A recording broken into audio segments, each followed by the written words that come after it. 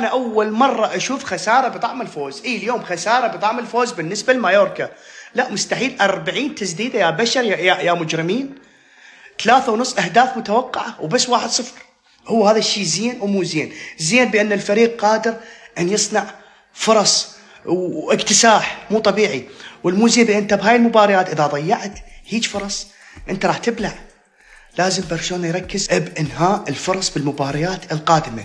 أنسو فاتي انسو راح ينباع نهاية الموسم، لأن قبل يومين هانزي فليك قال إذا أجته فرصة لازم يستغلها، واليوم أجته فرص وما استغلها. صدقوني هانزي فليك من النوعية اللي لا يدور فرص ولا يدور تحركات، يدور مساهمات. وأنسو فاتي راح يودع نهاية الموسم.